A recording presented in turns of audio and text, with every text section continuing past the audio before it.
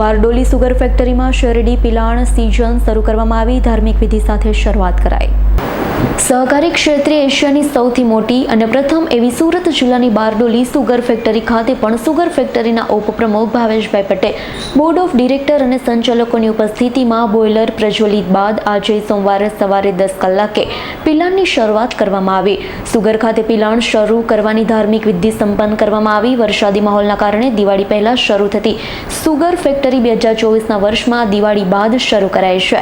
નવા વર્ષની પિલાણ સિઝનમાં બારડોલી સુગરમાં ચાલુ પિલાણ સિઝનમાં સુગર ફેક્ટરી પાસે 28,434 એકર રોપાણ, 21,691 એકર લામ મળી કુલ 50,125 એકર શેરડી સંસ્થાના દફતરે નોંધ થયું છે. ચાલુ પિલાણ સિઝન દરમિયાન 15 લાખ મેટ્રિક ટન શેરડી પિલાવવાનું લક્ષ્ય રાખવામાં આવ્યું છે.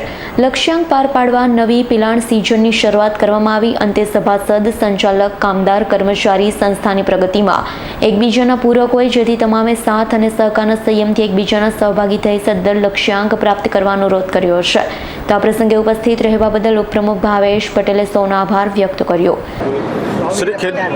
શ્રી ખેડૂત સહકારી ખાન ઉદ્યોગ મંડળી લિમિટેડ બાબેન બારડોલી એની સિઝનનો આજથી પ્રારંભ કરવામાં આવ્યો છે અને પૂજા કરી આજે પ્રારંભ કર્યો છે.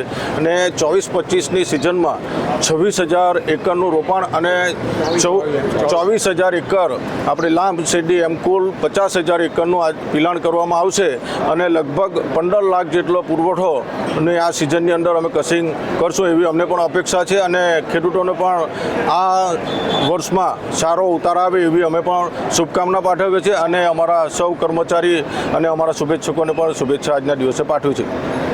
સુરેશ રાઠોડનો રિપોર્ટ, S9 ન્યૂઝ, બારડોલી.